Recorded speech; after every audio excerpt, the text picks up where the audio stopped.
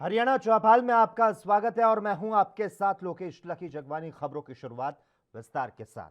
जम्मू कश्मीर के शोपियां में हंसेवाला के लांस नायक जयपाल गिल शहीद हो गए। बताया जा रहा है कि सर्च अभियान के दौरान उन्हें करंट लगा, तो वहीं हरियाणा के मुख्यमंत्री मनोहर लाल ने शहीद को श्रद्धांजलि दी।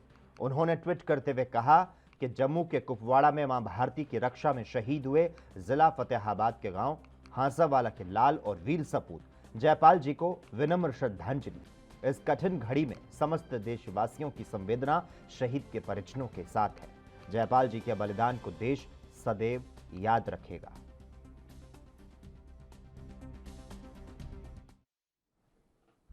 जम्मू कश्मीर के शोपियां में आतंकियों के सर्च ऑपरेशन के दौरान फतेहाबाद जिले का एक जवान शहीद हो गया। आज सुबह टोहाना के गांव हंसेवाला निवासी जवान जयपाल गिल के शहीद होने की खबर जैसे ही गांव और क्षेत्र में पहुंची तो समूचे क्षेत्र में शोक की लहर दौड़ गई।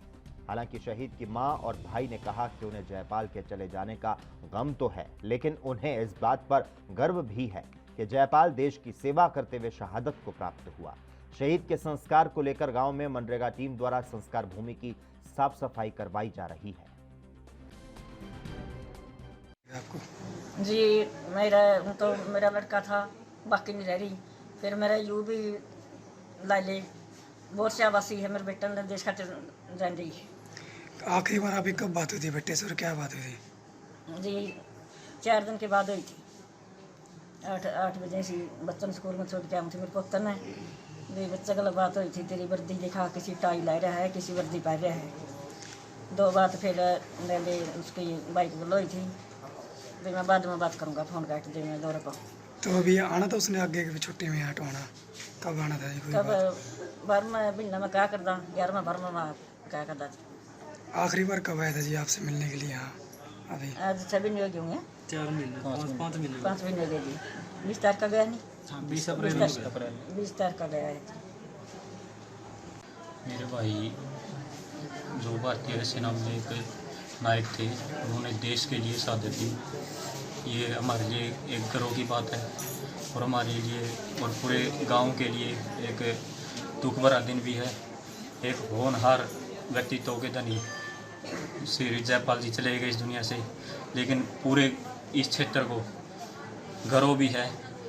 और जिस तरह उन्होंने शहादत दी, जिस उन्होंने वीरता से वीर गति को प्राप्त हुए, हमें अपने भाई की शहादत पर बहुत गर्व है। कब भर्ती हुए थे और कहाँ ड्यूटी थी अभी इनकी? ये जी 10 जून 2009 में भर्ती हुए थे और अभी करंट में इनकी शोपिया जिला में जम्मू कश्मीर में थी और 34 RR में थे ये घातक मिशन पे। तो अब कितना? ये जी लगभग मार्च में आए थे और ये 20 अप्रैल को गए हैं जी वापस। तो अब कब आना? ये सर अगले महीने आने की बोल रहे थे। हरियाणा राज्य में कोरोना की रफ्तार धीमी पड़ने के बाद आज कक्षा 1 से 3 तक के स्कूल खुल गए। छोटे बच्चे अपने अभिभावकों के साथ मास्क लगाकर स्कूल पहुंचे और स्कूल प्रबंधन की तरफ से पूरी सतर्कता बरती गई। बच्चों को मास्क लगाकर स्कूल में आने की अनुमति दी गई। शिक्षा विभाग की तरफ से 50% संख्या के साथ स्कूल खोलने की अनुमति दी गई। बच्चों को क्लास में एक बेंच पर एक बच्चे की बैठने की अनुमति है। हालांकि फतेहाबाद के प्राइमरी स्कूल में पहले दिन बच्चे कम संख्या में पहुंचे। स्कूल प्रबंधन के द्वारा बच्चों की स्कैनिंग करने के बाद स्कूल में एंट्री दी गई और लगातार बच्चों के हाथों को सैनिटाइज करवाया गया। कम ही बच्चे आए हैं, लेकिन कोविड के नियमों का पालन किया जा रहा है। सबको मास्क पहनाए गए हैं और डिस्टेंस मेंटेन की गई है और सैनिटाइजर का भी यूज किया जा रहा है। उनको सैनिटाइजर से हैंड वॉश सब कुछ, तो सब उन नियमों का पालन किया जा रहा है। तो आज कितने से कितने कक्षा के स्कूल लगे हैं? 1st से 3rd के। अच्छा। और 4th और 5th पहले ही आ रही थी 1 सितंबर से। तो कोरोना नियमों का किस तरह से ख्याल रखा जा रहा है इसमें? बिल्कुल, बच्चों को वाटर बोतल साथ लेके आए हैं, मास्क लगाए हुए हैं बच्चे और डिस्टेंस का ध्यान रखा गया है। उनको गैप पे ही बिठाया गया है। देश में ट्रेन संचालन आरंभ होते ही रेलवे ने प्लेटफॉर्म टिकट के रेट कम कर दिए हैं। तो वहीं अंबाला में पहले जहां प्लेटफॉर्म टिकट लेने के लिए यात्रियों के परिजनों समेत आमजन को 30 रुपए देने पड़ते थे, अब प्लेटफॉर्म टिकट के लिए सिर्फ 10 रुपए देने होंगे। रेलवे ने तुरंत प्रभाव से व्यवस्थाएं बनाने के निर्देश जारी कर दिए हैं। कोरोना संक्रमण के फैलाव और यात्रियों की भीड़ को नियंत्रित करने के लिए रेलवे ने लगभग 6 महीने पहले अप्रैल माह में प्लेटफॉर्म टिकट के दाम में बढ़ोतरी कर दी थी। हालांकि प्लेटफॉर्म टिकट के रेट के बढ़ने से लोगों को काफी परेशानी हुई थी, लेकिन विभागीय अधिकारियों का कहना था कि स्टेशन पर बेवजह घूमने वाले लोगों पर लगाम लगाने के मकसद से प्लेटफॉर्म टिकट के दाम बढ़ाए गए थे। मौजूदा समय में लंबी दूरी की 400 रेलगाड़ियों का संचालन रेलवे द्वारा किया जा रहा है। इसमें यात्री ट्रेनों की संख्या लगभग 250 के करीब है और मालगाड़ियों की संख्या 50 के करीब। इस कारण से पहले के मुकाबले अब यात्रियों की संख्या काफी बढ़ चुकी है। पहले जहां रोजाना स्टेशन पर 2 से 3 हजार यात्री आते थे, तो वहीं अब रोजाना 10 से 12 हजार यात्री स्टेशन पर आ रहे हैं। अगर प्लेटफॉर्म टिकट बिक्री की बात की जाए तो रोजाना 60 से 70 प्लेटफॉर्म टिकट काटे जा रहे हैं।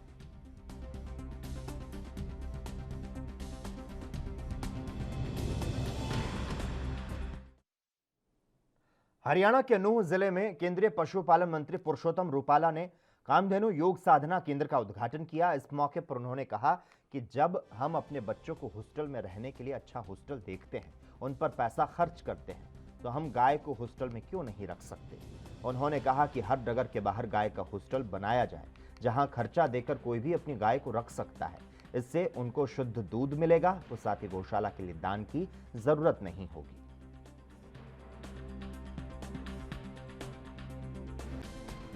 अब नए समय के अनुसार काऊ हॉस्टल बनना जरूरी है। काऊ हॉस्टल में किसी की सहायता या सब्सिडी की जोगवाई नहीं है। ये सरकारी योजना नहीं है। ये प्रोफेशनल करने जैसी चीज है। जैसे कि बच्चों के लिए हॉस्टल्स चल रही हैं और बच्चे वहां पढ़ते हैं, उनकी फीस देते हैं। आपको भी गाय का दूध खाना है, घर की गाय का दूध खाना है, तो आप गाय रखिए, मगर आपका वैयक्तिक और पारिवारिक परिवेश ऐसा है कि जहां आप गाय रख नहीं सकते, यहाँ आपके परिवार में गाय का पालन करना संभव नहीं है। ऐसे लोगों को वहीं सरकारी विभागों में लापरवाही की खबरें सामने आना कोई नई बात नहीं है, लेकिन फतेहाबाद में लापरवाही का एक ऐसा वाकया सामने आया जिसे देख और सुनकर आप भी कह उठेंगे, हद है। दरअसल यह मामला फतेहाबाद के रोडवेज विभाग से जुड़ा हुआ है। अफसरों की लापरवाही के कारण फतेहाबाद डिपो की 109 में 74 बसें बंद पड़ी है और पिछले 6 दिनों से बस डिपो परिसर में खड़ी है। वजह है रोडवेज बसों का बीमा समाप्त हो चुका है। बीमा समाप्त होने की सूरत में बसों को सड़कों पर नहीं चलाया जा रहा। इससे जहां एक और रोडवेज को 3 से 4 लाख रुपए प्रतिदिन के हिसाब से राजस्व का नुकसान हो रहा है, तो वहीं लोगों को भारी परेशानियों का सामना करना पड़ रहा है। रोडवेज कर्मचारियों का आरोप है कि बीमा अवधि समाप्त होने से पूर्व प्रशासन को अवगत करवा दिया गया, लेकिन रोडवेज प्रशासन ने कोई ध्यान नहीं दिया, जिसका यह नतीजा निकला कि आज रोडवेज डिपो को लाखों रुपए का नुकसान हो रहा है। रोडवेज कर्मचारियों ने इस मामले की जांच की मांग की है। 2 घंटे हो गए मुझे यहाँ पर खड़े हुए। यहाँ पर बसें नहीं चली, 74 बसें बस स्टैंड के अंदर खड़ी है अभी तक है। वैसे यहाँ से चल रहे एक भी बस नहीं है। तो पूछते हैं अफसर से, वो कहते हैं अभी तक बीमे की वजह से ये बस यहाँ पर खड़ी है। हमें गांव से आने वाले निजी वाहनों में आते हैं, 50 रुपये किराया देकर हमें आना पड़ता है यहाँ पर। जी बहुत परेशान हो रहे हैं निजी वाहनों में। मैं डानिस्तर से हूँ जी। ये प्रदर्शन किया है, सबसे बड़ी वजह ये है भाई जो विभाग की बदनामी हो रही है आम जनता में, उसके लिए ना तो विभाग के जो कर्मचारी हैं वो जिम्मेवार है, इसमें सिर्फ और सिर्फ हमारा मानना है जो हमारे अधिकारी है वो जिम्मेवार है। क्योंकि ये जो बीमे करवाना था जो गाड़ियों का, आज 109 गाड़ियों में से 74 गाड़ियां बगैर बीमे के खड़ी है, जो पब्लिक को सुविधा नहीं दे पा रहे हैं। उसमें कर्मचारियों का कोई भी दोष नहीं है, हमारे अधिकारियों का दोष है। कहीं न कहीं उनमें बीमा करवाना चाहिए था। सर ऐसा है, फतेहाबाद डिपो के अंदर जो ग्रामीण रूट है सभी लगभग सभी रूट ही प्रभावित है। हर रूट पे जहाँ 4 गाड़ियाँ चल रही थी वहाँ एक गाड़ी से मतलब गुजारा किया जा रहा है। और आपके चैनल के माध्यम से मैं ये आपको बता देना चाहता हूँ, ये किसी यूनियन का लिए हम इकट्ठे नहीं हुए। समस्त कर्मचारियों की समस्या को लेकर के हम आज एकत्रित हुए हैं। और मेन मुद्दा था हमारा गाड़ियों का जो इंश्योरेंस सरकार नहीं करवा रही वो। दूसरा मुद्दा ये था कि हमारे जो चालक भाई हैं, ड्राइवर भाई हैं, उनका 1 महीने के लगभग हो चुका है कि उनकी सैलरी नहीं आई है, क्योंकि सभी कर्मचारियों ने, किसी ने अपना हाउस लोन ले रखा है, किसी ने कुछ लोन ले रखा है, पर्सनल लोन ले रखा है, सबकी जो है ना लोन की किस्तें ड्यू पड़ी है। कुछ करने का जुनून हो और वो भी मानवता के लिए, तो इंसान अपने दिल की सुनता है, भले ही दिमाग कुछ भी कहता रहे। जी हां, हम कुरुक्षेत्र के एक युवा समक्ष की बात कर रहे हैं जिसने लाखों करोड़ों का पैकेज ठुकराकर खुद घर पर ही प्रयोगशाला बना दी, एक से एक आविष्कार करके शुरू कर दिए हैं। चरम तक पहुंचे आविष्कारों में शामिल एनर कप, पॉपअप पिल डिस्पेंसर, टूथब्रश है।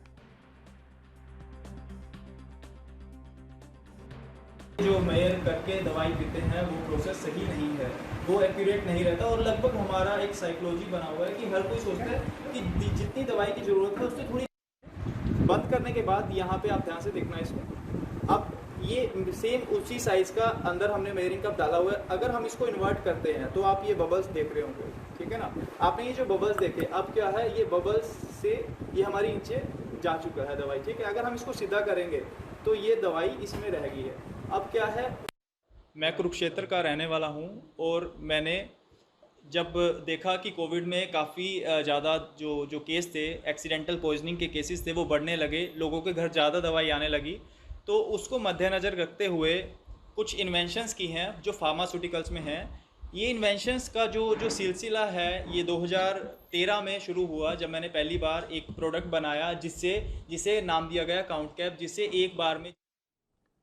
इस महीने लगातार हुई तेज बारिश से जहां एक तरफ शहरी इलाकों में जल भराव की समस्या मुसीबत बनी, तो वहीं दूसरी तरफ बरसात के होने के बाद किसान खुश नजर आ रहे हैं।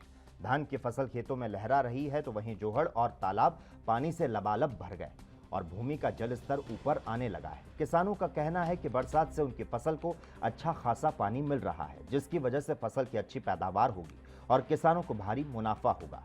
किसानों ने बताया कि सरकार की जल संरक्षण योजना की तरह भूमि का जल स्तर ऊपर आएगा। उनका कहना था कि इस बार ट्यूबवेल चलाने की जरूरत नहीं पड़ी और बिजली का खर्च भी बच गया।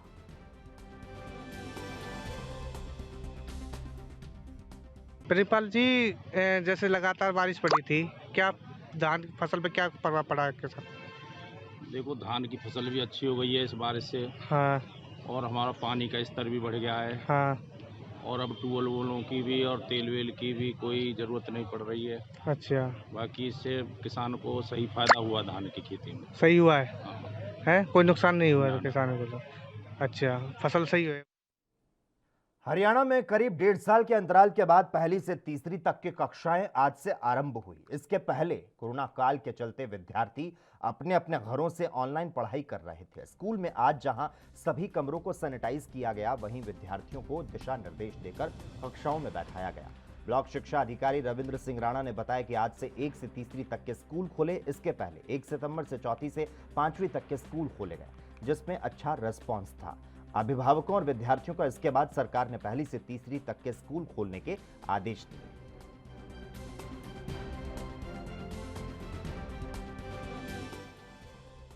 तीसरी तक के जो कक्षाएं शुरू की गई हैं, कितने बच्चे आए हैं, क्या गाइडलाइन है कोरोना से बचाव का, या क्या क्या आपको सरकार ने निर्देश दिए? जी, आज 20 सितंबर से पहली से तीसरी के विद्यार्थियों के लिए भी विद्यालय को खोल दिया गया है। चौथी से 5वीं के जो विद्यार्थी, 2 क्लासेस के विद्यार्थियों के लिए 1 सितंबर से विद्यालय खोले गए थे। तो आज चूँकि चौथी 5वीं में बहुत अच्छा रेस्पॉन्स पेरेंट्स की तरफ से और विद्यार्थियों की तरफ से विद्यालयों को मिला है, तो सरकार ने ये निर्णय लिया है कि पहली से तीसरी के विद्यालय भी आज से खोल दिए गए। इसके बारे में स्पष्ट निर्देश वही हैं जो पहले से ही विद्यालयों में लागू हैं। स्कूल वैक्सीनेटेड हो, पूरी तरह से डेस्क, बेंच या जिस पर भी जगह पर बैठाया जाना है वो सारा स्थान सैनिटाइज्ड हो। पानी की टैप्स जो हैं वो बिल्कुल साफ़ सुथरी हों, टॉयलेट्स बिल्कुल साफ़ हों। विद्यार्थियों को स्पष्ट निर्देश हो कि कोई बच्चा किसी के साथ अपनी स्टेशनरी को शेयर नहीं करेगा, पेन पेंसिल कापी किसी को शेयर नहीं करेगा। किसी बच्चे के साथ कोई जो खाने की वस्तु लाता है उसको भी शेयर नहीं करेगा। और किसी भी तरह से आप इसमें जो है कोविड गाइडलाइंस को पूरी तरह से बच्चों को हिदायत आज विद्यालय में प्रवेश के साथ ही दे दी गई। और क्लास में बैठते ही क्लास टीचर के द्वारा पहला लेसन यही दिया गया कि किस प्रकार से कोविड-19 की जो गाइडलाइंस हैं, जिसमें उचित दूरी पर बच्चों में उचित दूरी रखना, 6 फुट की दूरी सिखाया गया। इसके अतिरिक्त कोई शेयर नहीं करेगा अपने खाने का सामान, अपने स्टेशनरी का सामान, और पानी की बोतल वगैरह सब अपनी अपनी लेकर आएंगे। पानी की बोतल किसी के साथ शेयर नहीं करेगा। इस प्रकार के सारे निर्देश जो है विद्यार्थियों को दे दिए गए हैं। क्लास में आप? मेरा नाम राजीव सिंह काम्बोहो है और मैं फर्स्ट क्लास में पढ़ता हूँ। तो आज पहली बार स्कूल आए, कैसा लगा? अच्छा। क्या सीखा यहाँ आके?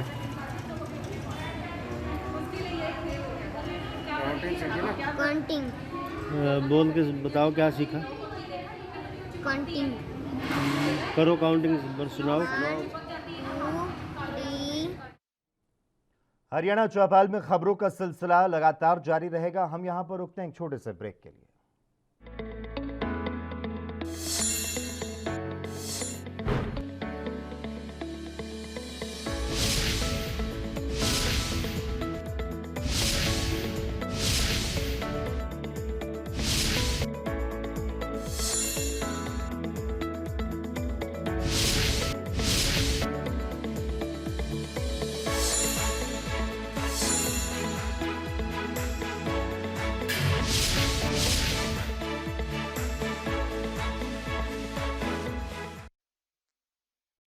ब्रेक के बाद एक बार फिर से आपका स्वागत है।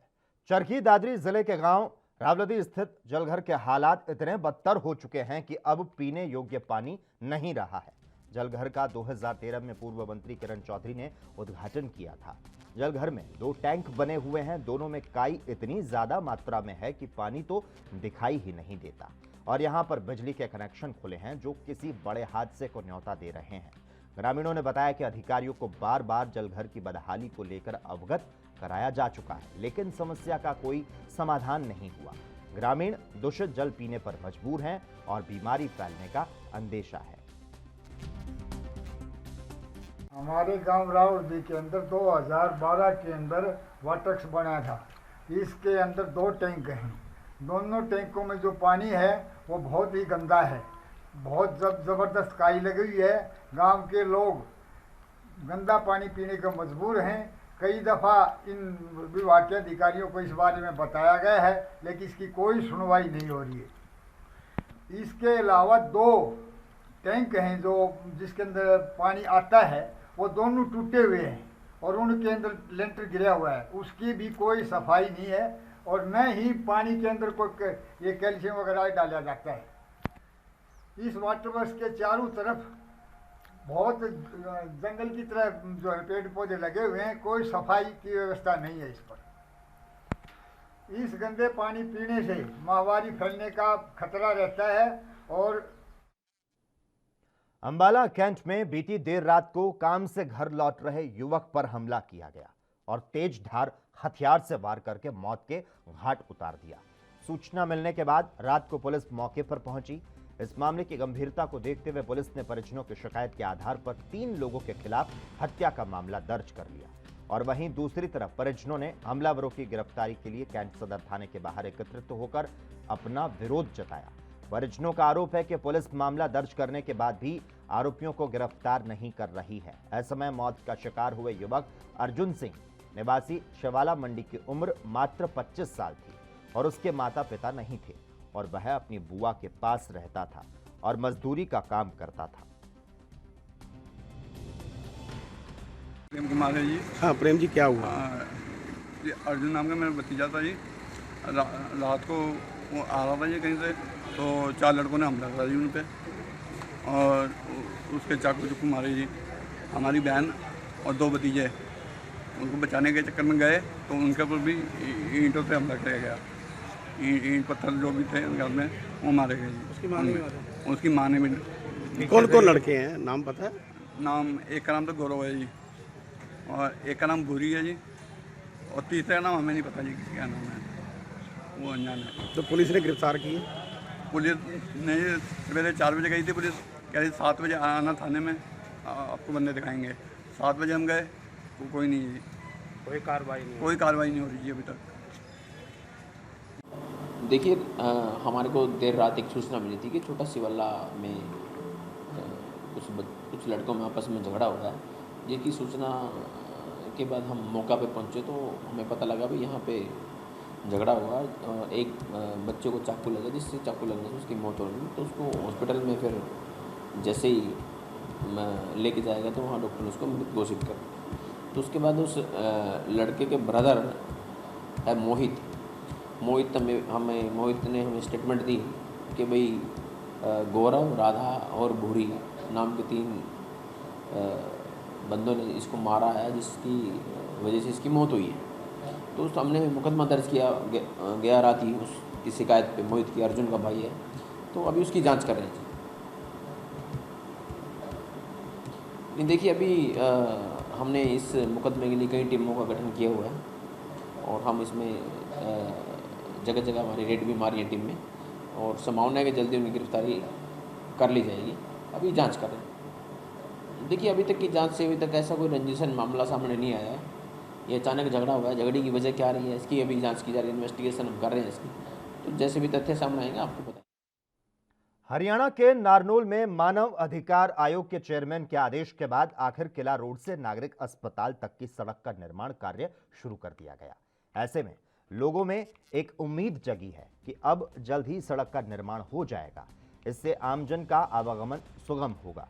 कार्य का निरीक्षण करने के लिए नगर परिषद प्रशासक एसडीएम मनोज कुमार शनिवार को नगर परिषद के एमई राजेश कौशिक और जेई विकास शर्मा के साथ मौके पर पहुंचे।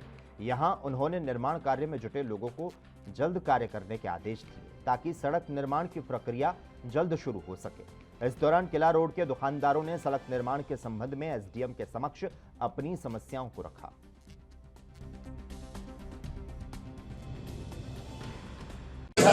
शहर में एक नई सीवर लाइन डलवाई है। पुरानी सीवर लाइन काफ़ी पुरानी हो गई थी और साइज छोटा था। अब शहर बढ़ गया तो नई सीवर लाइन डली है, उसका कार्य। उधर रोहतक के विजयनगर हत्याकांड में माता पिता, बहन और नानी की हत्या के आरोपी 20 वर्षीय अभिषेक उर्फ मोनू मलिक की सोमवार की अदालत में पेशी हुई। मोनू ने सुनारिया जेल में पहली बार वीडियो कॉन्फ्रेंसिंग के माध्यम से हाजिरी लगाई। अब मामले की अगली सुनवाई 4 अक्टूबर को होगी। पुलिस ने सुरक्षा कारणों के चलते अभिषेक को व्यक्तिगत तौर पर अदालत में पेश नहीं किया। इस मामले में अब पुलिस द्वारा केस में आरोप पत्र दाखिल किया जाना है। उम्मीद है कि पुलिस 90 दिन के अंदर आरोप पत्र दाखिल कर लेगी। इसके बाद पता लग सकेगा कि पुलिस ने केस में आईपीसी की धारा 120B और 34 किसके खिलाफ लगाई, क्योंकि केस में अभी तक अभिषेक के खिलाफ दूसरे किसी आरोपी की गिरफ्तारी नहीं हुई है। अभिषेक को पुलिस ने मुख्य आरोपी माना है। ऐसे में अदालत के अंदर आरोप पत्र दाखिल होने के बाद केस से जुड़े कई सवालों के जवाब मिलेंगे। बिजली का बिल भरने के बावजूद भी बिजली विभाग की तरफ से एक व्यक्ति को डिफॉल्टर दिखाकर उसका बिजली का कनेक्शन काट दिया गया। यह मामला सोनीपत के गन्नौर इलाके का है, जहां पर एक रेस्टोरेंट चलाने वाले व्यक्ति का बिल भरने के बावजूद भी बिजली कनेक्शन काटकर बिजली विभाग के कर्मचारी मीटर को अपने साथ ले गए। बिजली विभाग के कर्मचारियों का कहना है कि इस प्रॉपर्टी पर 1 साल पहले करीब 1.5 लाख रुपए बिजली का बिल बकाया है, जिसको भरने के बाद कनेक्शन दिया जाएगा। जबकि उपभोक्ता का कहना है कि मैंने इस जमीन को लीज पर लेकर नया कनेक्शन लिया, मैं उसका समय पर लगातार बिल भी भर रहा हूं। यहाँ पे लीज पे प्रॉपर्टी ली थी 2 साल के लिए और मेरा मीटर काट लिया है जी यहाँ पे बिना नोटिस के, और मैंने अपना बिल भी पे कर रखा है, आप यहाँ देख सकते हो जी। जी मैंने 18 तारीख को अपना बिल पेमेंट कर दी थी और 20 तारीख को मेरा मीटर निकाल लिया है जी। 20 तारीख के बाद जी मेरा सारा का सारा सर पनीर दूध जो मेरे रेस्टोरेंट में जो मैं बेचता हूँ जी, वो सारा ख़राब हो गया। डेली मेरा जनरेटर का खर्चा आ रहा है जी। पहले ही कोरोना में सेल बिजनेस नहीं है, फिर भी उसके। रोहतक जिले के विभिन्न विभागों में कार्यरत क्लर्क रविवार को हुडा सिटी पार्क में एकजुट हुए और वेतनमान से संबंधित अपनी मांग जोर शोर से उठाई। क्लर्कों ने क्लरिकल एसोसिएशन वेलफेयर सोसाइटी के बैनर तले अपनी आवाज को बुलंद किया। सोसाइटी के सदस्यों ने मांग की कि उनका बेसिक वेतनमान 35,400 रुपए किया जाए। उनका कहना था कि बाकी अन्य सरकारी कर्मचारियों के वेतनमान में इजाफा कर दिया गया, लेकिन उनकी मांग को नजरअंदाज किया गया। इस वजह से उन्हें आर्थिक परेशानियों का सामना करना पड़ रहा है। सोसाइटी के सदस्य सरकार के सामने जल्द ही मांग पत्र को प्रस्तुत करेंगे।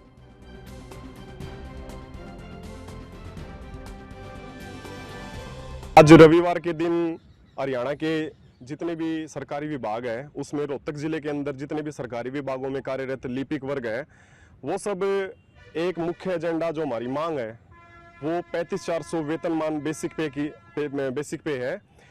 क्योंकि आपको जैसे पता है कि भाई एक लिपिक एक ऐसा वर्ग है जिसकी पद की गरिमा को काफ़ी नीचे गिरा दिया गया है। बाकी पदों का जितना भी वेतनमान है, चाहे वो स्टाफ नर्स हो, MPHW हो, होमगार्ड हो या फिर कॉन्ट्रेक्चुअल स्टाफ हो और पुलिस का स्टाफ हो, सभी के वेतनमानों में इजाफा किया गया है, समय समय पर उनकी डिमांड को पूरा किया गया है। लेकिन एक लिपिक एक ऐसा वर्ग है जिसकी डिमांड को आज तक मतलब नज़रअंदाज किया जा रहा है। कारण उसका आपको सबको पता है कि हमारी थोड़ी बहुत जागरूकता में कमी है। लेकिन अब धीरे धीरे जैसे कि हम हरियाणा सरकार का धन्यवाद करना चाहेंगे कि उन्होंने हरियाणा के अंदर पेपर लेने शुरू किए अपनी सरकार आने के बाद, और अब जो नए बच्चे ज्वाइन हुए हैं और उससे पहले के जो 2011-12 बैच के 2018-19-20 के हैं, सब ने ये महसूस किया कि हमें हमारा जो बेसिक पे 19,900 है उसमें आर्थिक कठिनाइयों का सामना करना पड़ता है। क्योंकि हमारे जो भाई बहन 100-150 किलोमीटर दूर रहते हैं, वहाँ मेट्रोपोलिटन।